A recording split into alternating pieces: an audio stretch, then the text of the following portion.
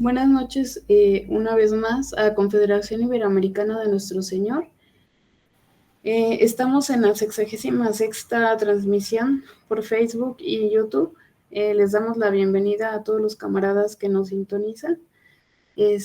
Agradecemos que nos escuchen y los invitamos a que si quieren participar en los programas, quieren exponer algún tema, las puertas están abiertas.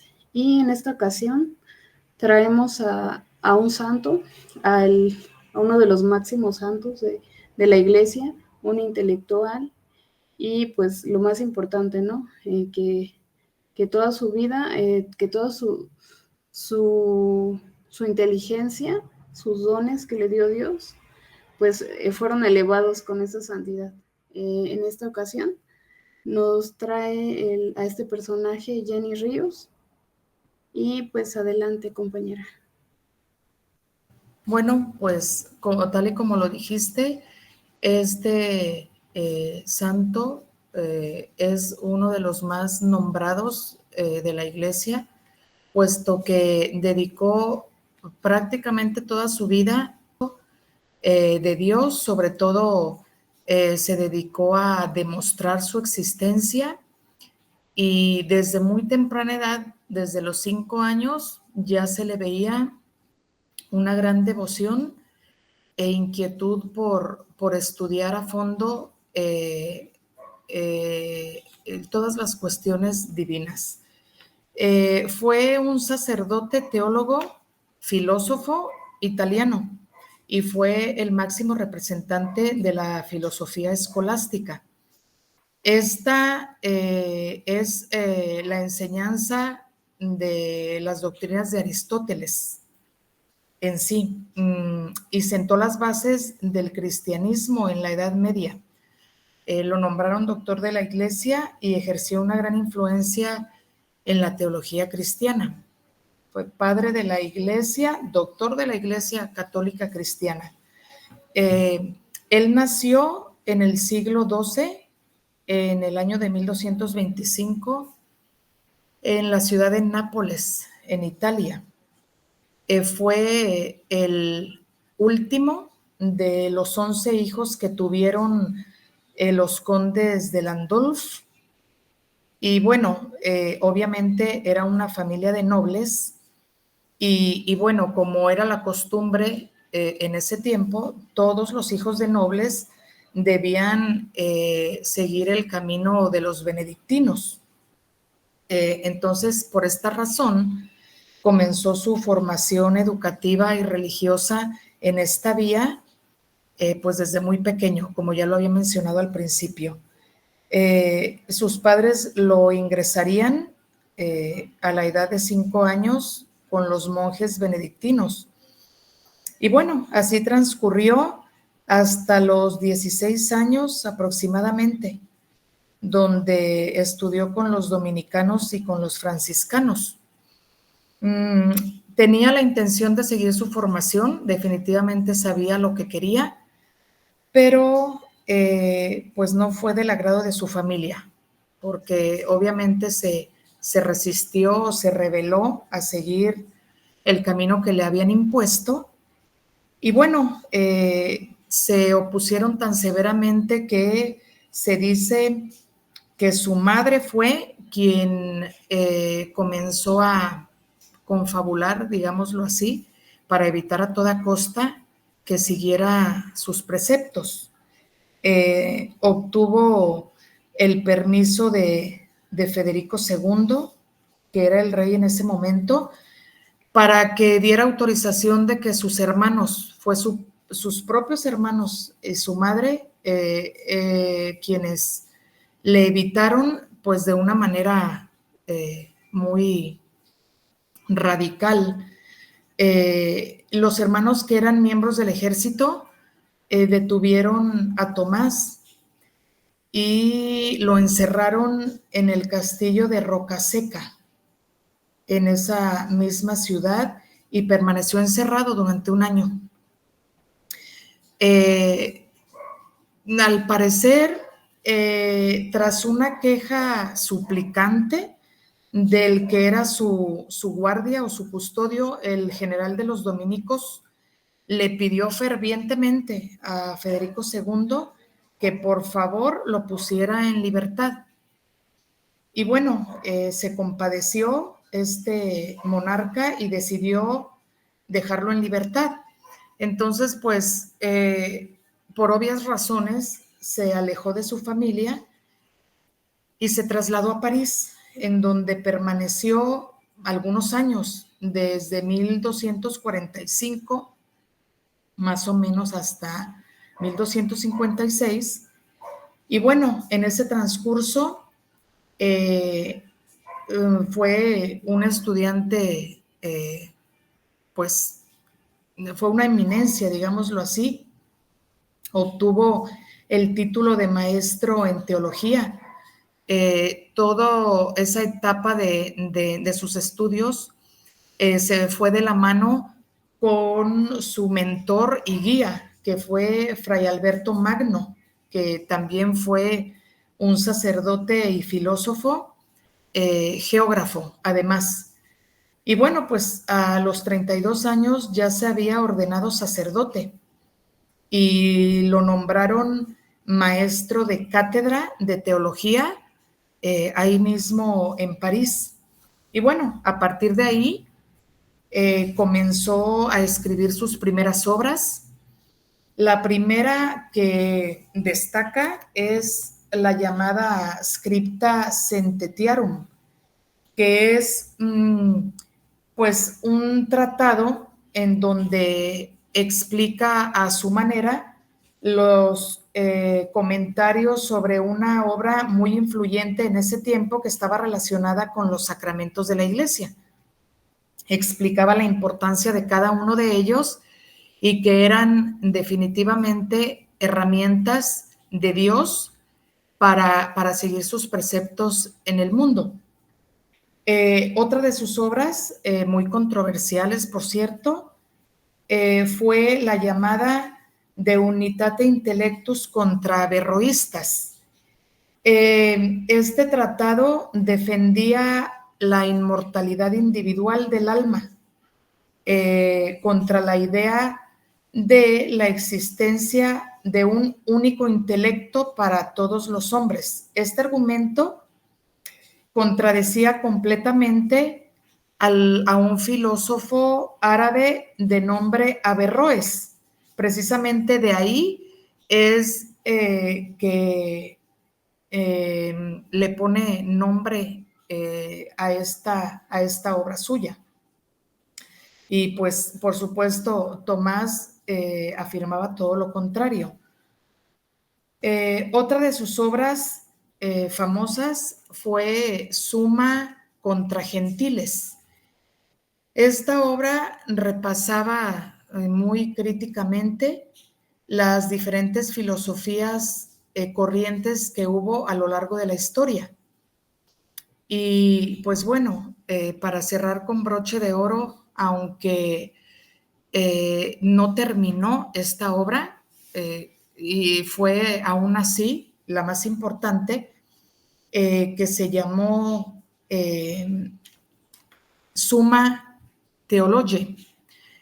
Cabe mencionar que esta obra la comenzó al regreso de París, puesto que tuvo que regresar a su tierra natal, ya que había tenido los últimos meses que tenía de estancia ahí.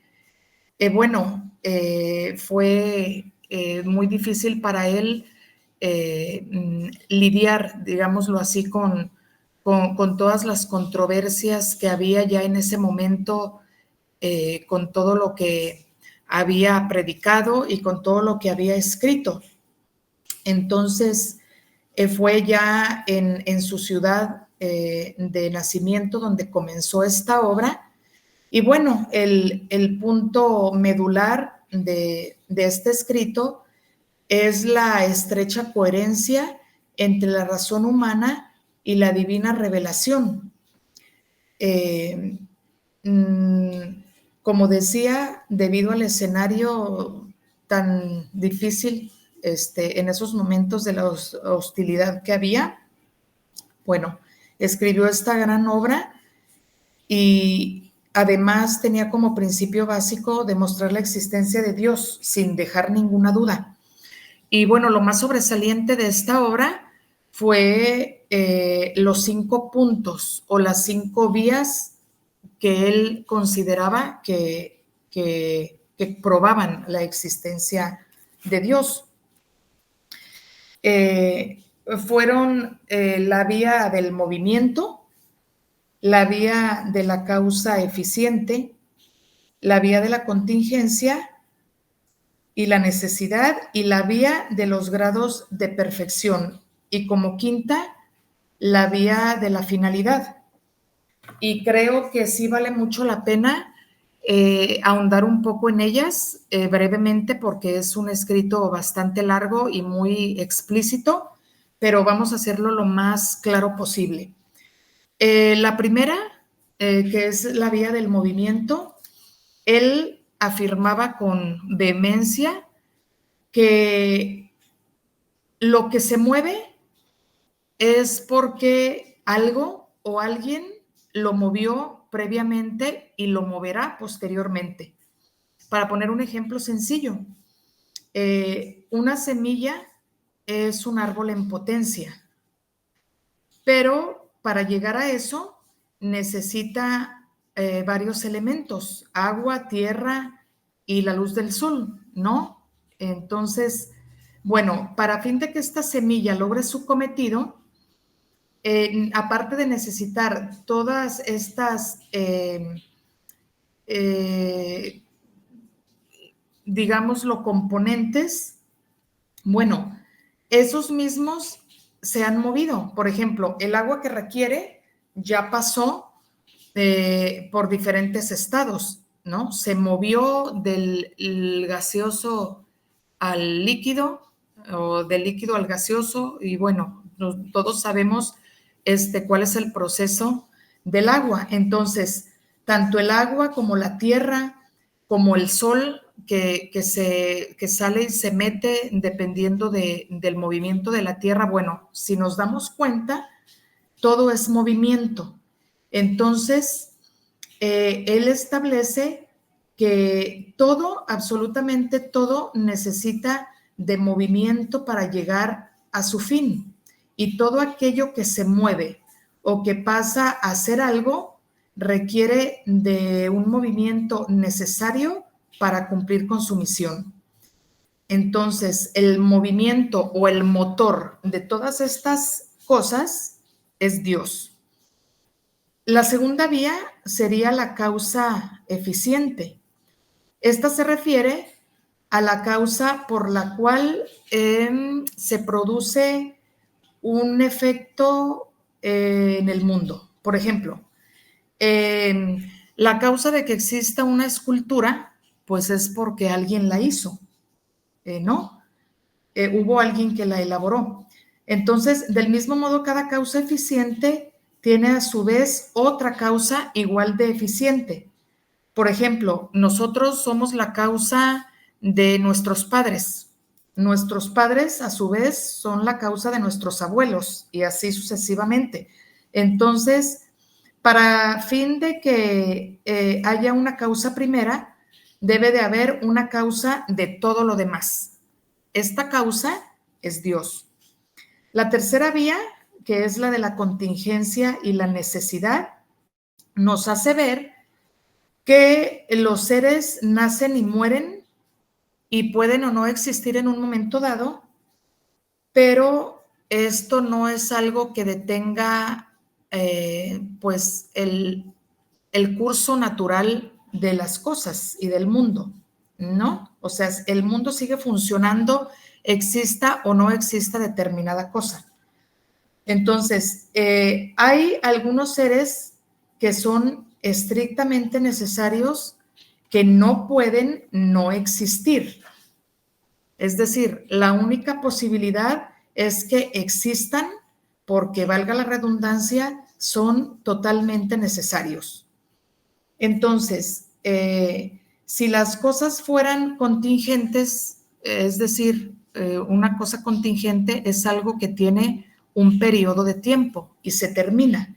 Entonces, si fuera así, habría un tiempo en el que no existiría nada, porque irremediablemente llegaría a su fin y habría un choque de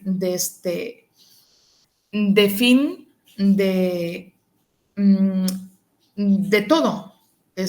No sé si me explico. Y bueno, por consiguiente, habría forzosamente, pues, como les decía, un tiempo en el que nada existiría. Entonces, él decía que siempre ha existido la necesidad y para cubrir esa necesidad necesita haber algo mucho más grande que las cubra, que cubra las necesidades de todos. Entonces, la primera necesidad es Dios. La cuarta, que es la vía de los grados de perfección, habla de que las cosas del mundo forzosamente tienen atributos, en mayor o en menor medida, pero todo tiene atributos, por supuesto, incluye al ser humano. Entonces, esto implica que tiene que existir un modelo respecto al cual poder hacer una comparación, establecer una comparación entre qué es lo que tiene más o menos atributos, ¿no? Para Santo Tomás de Aquino, por supuesto, el modelo de máxima bondad, justicia, perfección y todas estas cualidades que se amalgaman, pues obviamente tales virtudes pertenecen a Dios. Y la última, que es la vía de la finalidad, en la que explica que todos los seres tienen una finalidad irremediablemente. O sea, todos tenemos una función, cualquier cosa, estamos hablando de cosas materiales, seres vivos, animales de cualquier tipo, de cualquier clase, todos tenemos una finalidad en esta existencia. Para llegar a su punto, diremos en un ejemplo sencillo que, por ejemplo, el cuchillo se hizo para cortar, o sea, su finalidad es cortar, pero como es un objeto inanimado, por sí solo no puede ejecutar esa función, nos queda claro. Entonces, para fin de lograr eso, se necesita que una persona inteligente, una persona, bueno, mejor dicho, un ser, vamos calificándolo así en este momento, de un ser inteligente que lo utilice correctamente para ese fin. Entonces, los seres inteligentes a su vez necesitan de una inteligencia aún mayor, ¿no? Los seres humanos, bueno, que tenemos inteligencia suficiente para ejecutar una enormidad de cosas, bueno, esta inteligencia no es suficiente, puesto que aunque somos los seres más inteligentes que Dios creó, lo más inteligente de su creación, también necesitamos una inteligencia mucho mayor que la nuestra, ¿sí? Porque para cumplir nuestra misión, la que tengamos en esta vida, necesitamos una guía, alguien mucho más inteligente que nosotros para poder cumplir cabal y correctamente esa función, así como la función del cuchillo, ¿no? Dios nos maneja, debe hacerlo, Él debe ser nuestra guía para llevar a cabo esa función hasta llevarla a la excelencia. Entonces, por supuesto que la inteligencia más elevada de la que él hablaba, a la que se refería, pues definitivamente es Dios, ¿no? Que es el que dirige absolutamente todo. Entonces, pues bueno, como se puede apreciar, estas 5 vías ofrecen argumentos totalmente sólidos, claros, explícitos, de la existencia de Dios y el por qué. Y queda descrito totalmente, digamos, lo que así, de esta manera, es el motor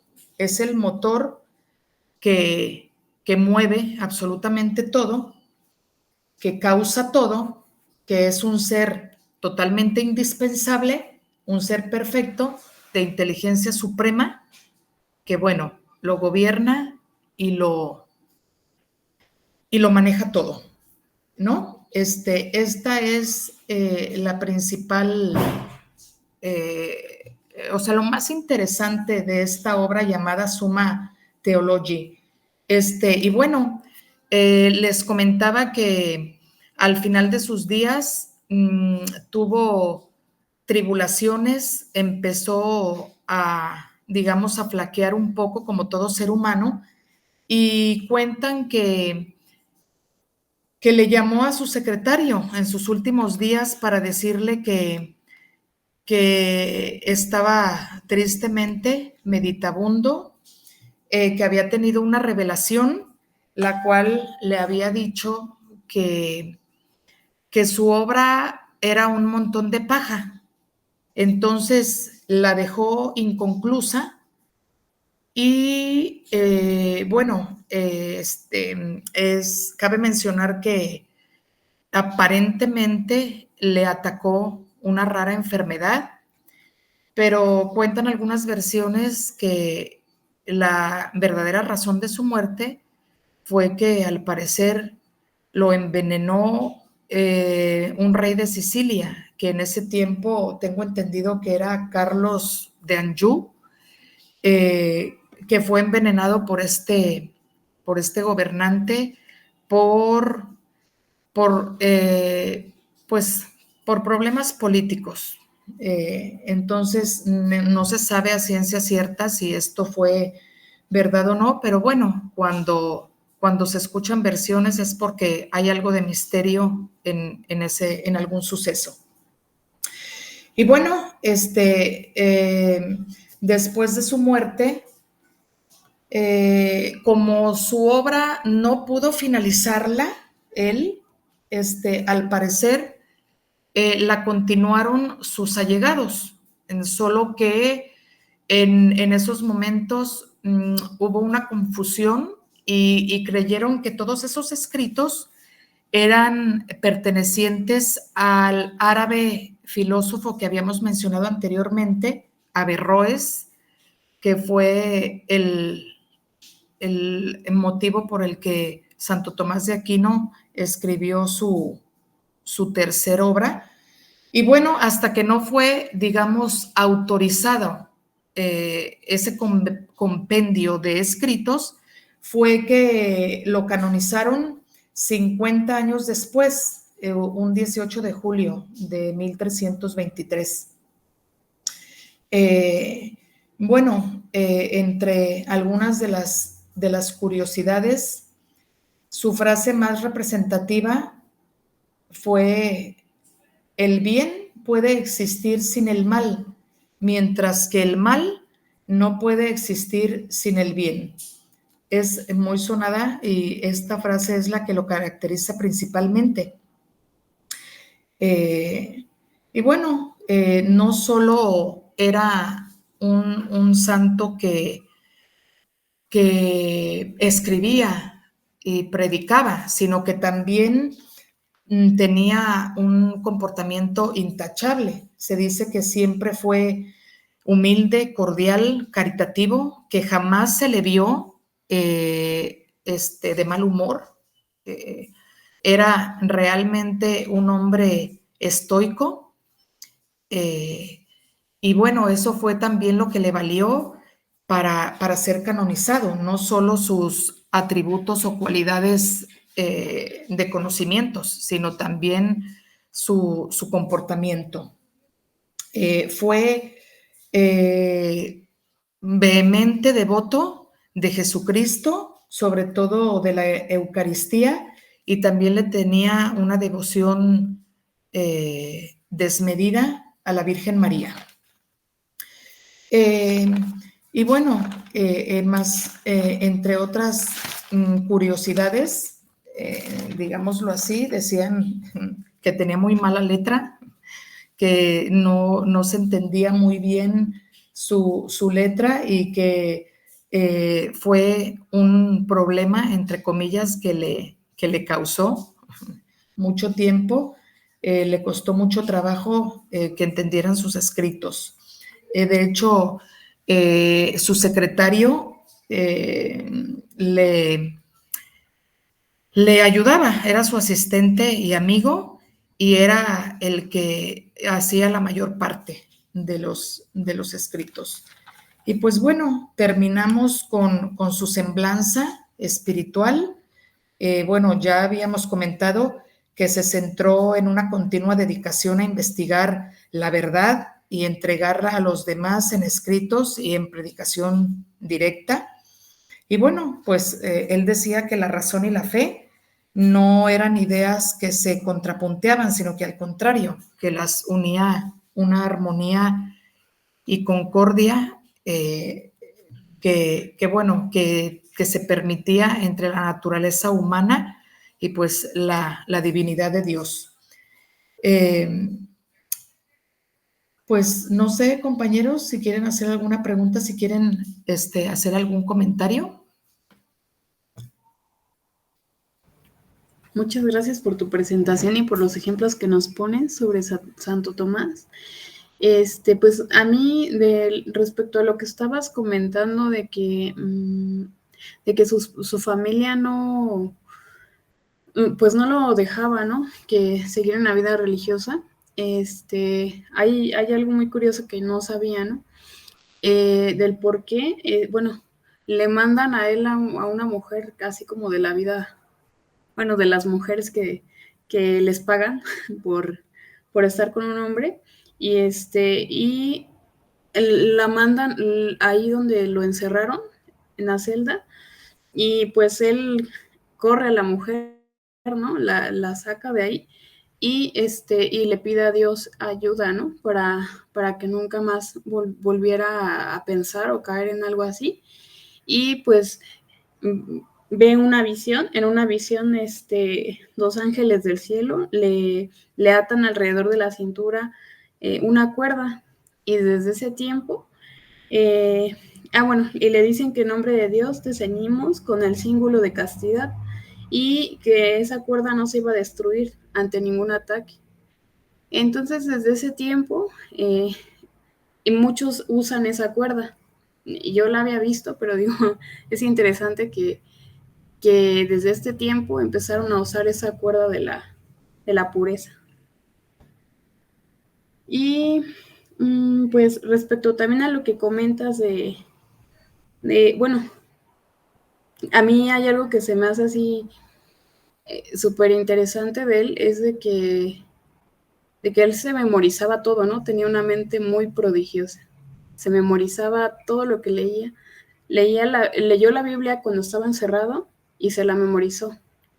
Él leía a Aristóteles, leía todos los que leía, se memorizaba sus escritos, y ya pues su mente analizaba todo y sacaba nuevas, pues no, todo nuevo, ¿no? Toda la profundidad. Y otra de las cosas importantes es de que el conocimiento humano llega como a un límite, y cuando está Dios de por medio, cuando está la santidad, se eleva, se exponencia. Y él es un ejemplo de esto, ¿no? Porque un hombre solo, así sin Dios, es complicado que llegue a este nivel, pero él llegó a un nivel más allá de lo humano, ¿no? Y ¿qué más? Pues creo que ya es todo lo que me gustaría comentar de él, y no sé si alguien más tenga un comentario.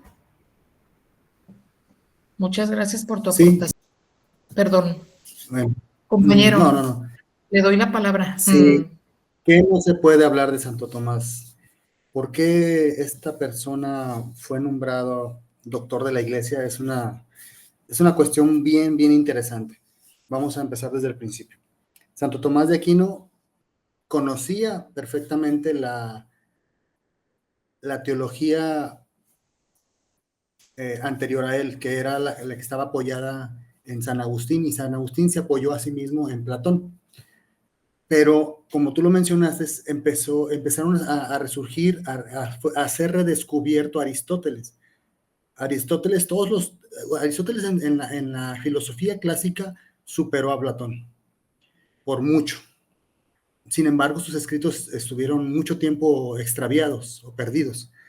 Cuando fueron redescubiertos, fue a través de los árabes que empezaron a redescubrirlo y a desarrollar muchas ideas, y fue un boom en Europa.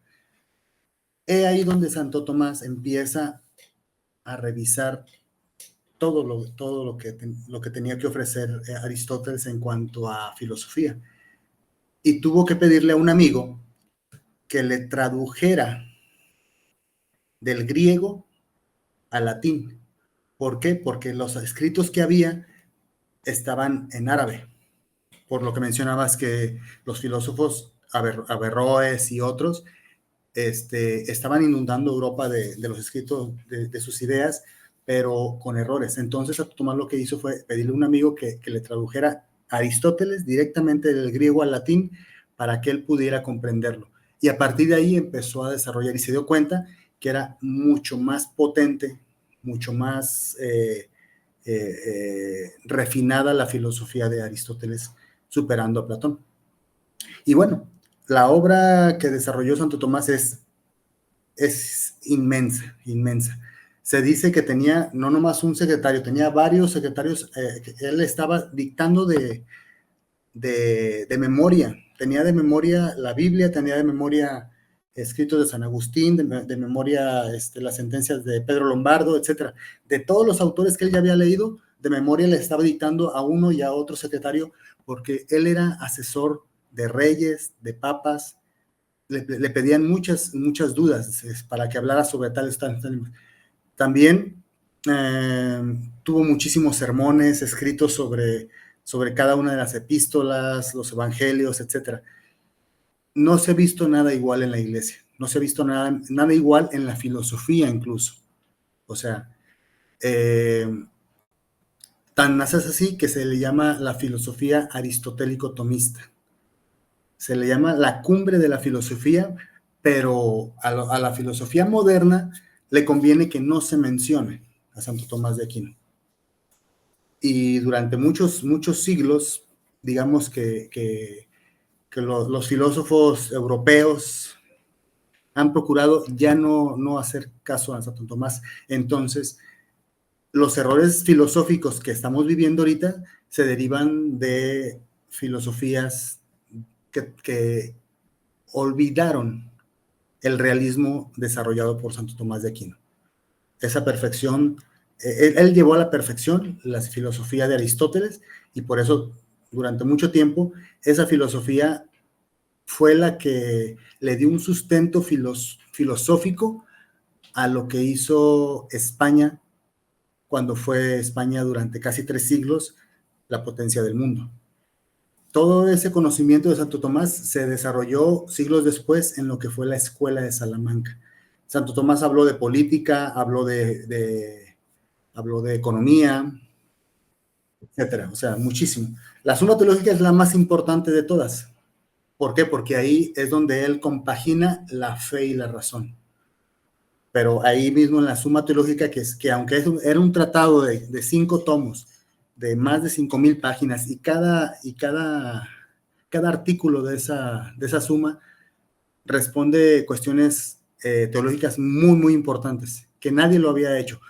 Muchos habían hablado. Pedro Lombardo hizo lo suyo, Alberto Magno, su maestro, también hizo lo suyo, y Santo Tomás hizo todo un compendio, por eso le llama la Suma Teológica, o sea, todo lo que tenía que saber de suma, y se dice, y aunque para cualquiera de nosotros es muy complicada, pero es, para él, se la desarrolló, la escribió como un escrito introductorio a la teología. No, hay muchísimo de qué hablar de Santo Tomás, podríamos pasar horas, incluso las 5 vías que acabas de mencionar y explicar, tiene para mucho. Cada una de las vías podríamos desarrollar todo un programa completo porque es bien interesante. Todavía son vigentes esas vías. Todavía hay gente que cuando profundizan las pruebas de Dios salen del ateísmo y necesariamente tienen que aceptar la certeza de que un Dios existe. Y bueno, nada más me gustaría puntualizar lo que le pasó a Santo Tomás al final de su vida. Tuvo un encuentro místico. Casi al final, en los últimos años, él tuvo un encuentro con Jesucristo. Él comenta que lo vio cara a cara y Jesucristo le dijo: has escrito de mí muy bien, Tomás. ¿Qué es lo que quieres? Y él le dijo: ver la verdad. Entonces le permitió ver lo que está ahí en el cielo, y es por eso que cuando él regresa de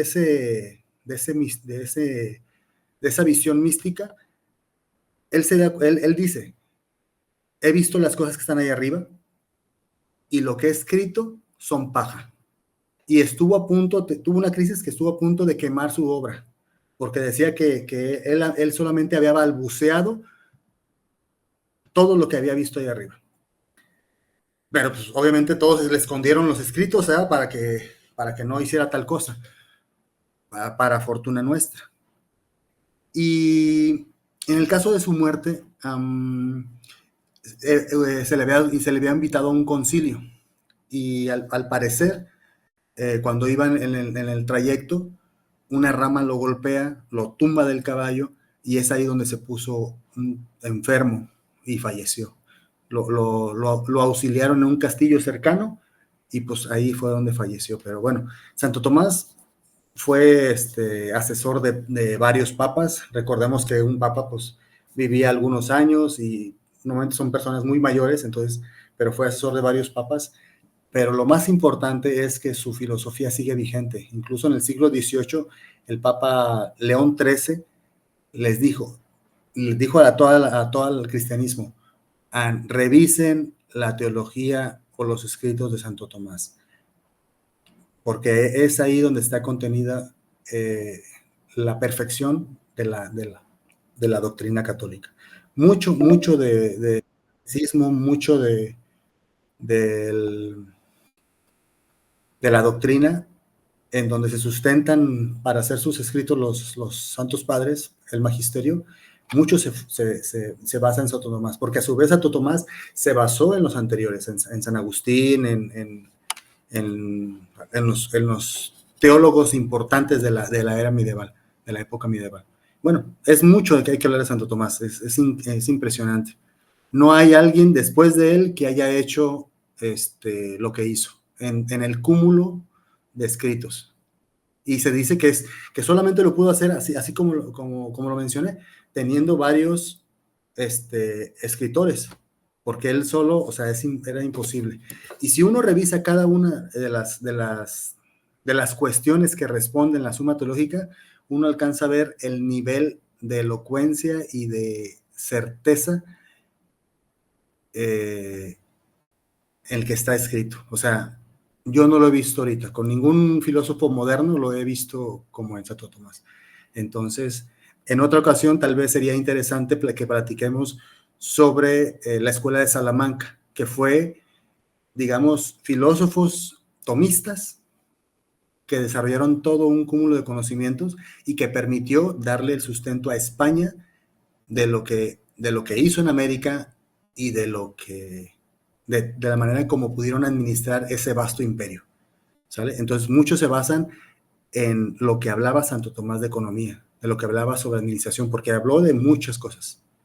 Bueno, pues muchísimas gracias, Jenny, estuvo muy, muy interesante tu presentación. Gracias, compañeros, por el cumplido. Y sí, en efecto, si hablamos de compendio, pues de 5,000 páginas, por supuesto que estamos hablando de una obra inmensa. Aquí yo lo hice... Para hacer nada más una obra introductoria, ¿no? Por Era una obra supuesto, introductoria de teología. introductoria, ¿no? O sea, es asombroso cuando, bueno, se pone uno a pensar el tamaño de obra entonces que sería, pero creo que no, a cualquier persona que lo lea, no es posible, no es posible que le quede la menor duda. La verdad es que los ejemplos tan simples como aquí yo intenté explicarlos de las 5 vías fue lo más sencillo para fin de que pudiera ser comprensible, pero creo que pues es irrefutable. O sea, cuando hablamos del máximo motor, cuando hablamos del máximo referente, cuando hablamos de la máxima necesidad, cuando hablamos de la máxima inteligencia, es que es imposible no creer. O sea, después de leer sus ideas, porque yo creo que ya no se pueden calificar ni catalogar como ideas, son verdades, en definitiva, sin que quepa la más remota duda, son verdades. No se le pueden llamar ideas a lo que tenía Santo Tomás de Aquino, pero realmente sí, es impresionante la manera en que aborda la evidencia de que existe, ¿no? Y pues esperemos que alguna persona por ahí que no sea, que sea medianamente creyente o que no lo sea, pues que por lo menos le haya quedado la duda con este resumen mínimo que pudimos recopilar de este santo que, como lo mencionaron compañeros, pues no ha habido ninguno como él, ¿no? Y creo que difícilmente volverá a haber alguien como él. Muchísimas gracias por el apoyo de sus aportaciones.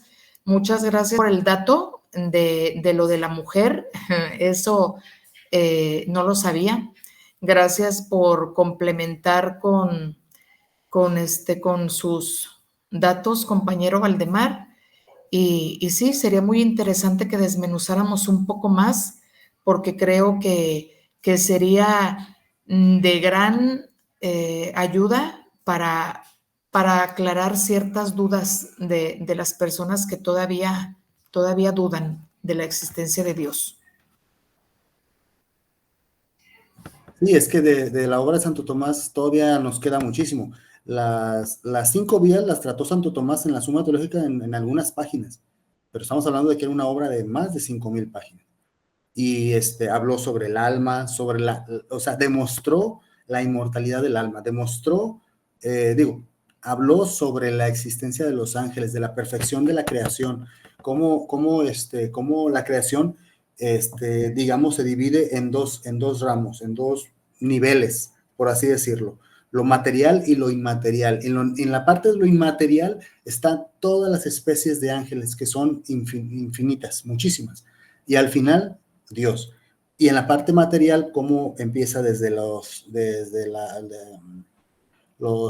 cosas inanimadas, como las piedras, etcétera, y luego siguen los vegetales, los animales, y al final el hombre que ya está como en el límite.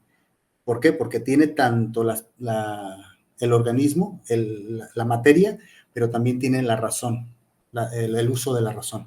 Entonces es bien interesante, es muy, muy profundo. En la Suma contra Gentiles, bueno, destruye completamente al paganismo, a los agnosticismos, etcétera. Tantos errores que ahorita estamos viviendo, pues está ya refutado desde la Suma contra Gentiles. No, hay mucho que ver, hay mucho que hacer, pero sí, cada una de sus obras pudiéramos nosotros hacerle un programa entero. Kathleen. Sí, no, sí, pues todo lo que comentan es muy, muy interesante, porque hay, creo que gente que decide no creer, porque si quisiera creer y si investigara, ya hay santos como él que han respondido a todas las preguntas que nos pueden surgir hoy en día, ¿no? Cualquier pregunta él ya la profundizó y pues da todas las razones por las cuales creer, pero hay mucha gente que no quiere, ¿no? Más bien no quiere. porque ya está todo ahí. Y es una de las ventajas de nuestros días, ¿no? A lo mejor en esos momentos tenemos una iglesia que carece de conocimiento porque no busca el conocimiento, porque es ignorante en muchas cosas, pero la ventaja que tenemos es que aunque un sacerdote, como dices, ¿no? Estabas comentando de la escuela de Salamanca, que en su momento pues salían sacerdotes muy preparados con todo, ¿no? Con filosofía. Y actualmente pues no es así. Pero la ventaja de nosotros es que ya tenemos todos estos escritos de como Santo Tomás de Aquino, donde podemos profundizar y aprender de nuestra fe. Creo que no tenemos excusa de decir no sabía o no sé, porque ya tenemos todas las respuestas y nada más tenemos que buscarlas. Y como dicen, cualquier ateo que esté muy alejado de la iglesia y quiera conocerla, que indague en él, que investigue sobre él y se va a dar cuenta de muchas cosas, porque estar con Dios no es estar como contrario a la naturaleza, ¿no? O a la razón. Yo creo que hay un punto donde las personas ya no entendemos qué hay más allá, ¿no? Porque hay algo más allá que no logramos entender. Y es ahí cuando estos santos nos dan la respuesta de Dios, que no la podemos entender al 100% porque no somos Dios. Es como si fuéramos, no sé, una hormiga tratando de entender la vida de los humanos, ¿no? Es a lo mejor una comparación que no tiene nada que ver porque Dios es muchísimo más grande, inmenso, pero es algo que no podemos entender hasta cierto punto, ¿no? Pero a los santos, a algunos les ha dado todo eso, ese conocimiento, y creo que pues tenemos que aprovecharlo y, como dicen, traer todo lo que él dejó para podernos formar y poder luchar con todo lo que está ahorita, ¿no? Contra la sociedad y lo que dicen, porque ya lo habíamos comentado en algún programa anterior, pero esto de que las personas ahorita se sienten como si fueran un animal, o sea, al nivel de un animal, al nivel de una roca, de una planta, pero es muy diferente el humano, ¿no? Y el alma del humano, el conocimiento que está en el alma, la potencia que tiene, todo lo que tiene el humano, es algo que ya hasta se desprecia, ¿no? La propia humanidad. Y ya es todo lo que quería agregar. Así es. De hecho, eso que mencionas es parte de la fe, porque yo también soy de la idea, igual que tú, que de repente queremos pruebas y queremos investigar, ¿no? Y a ver, si Dios existe, que me cumpla esto o que me haga este milagro. O sea, no tenemos la más mínima, no sé cómo llamarle,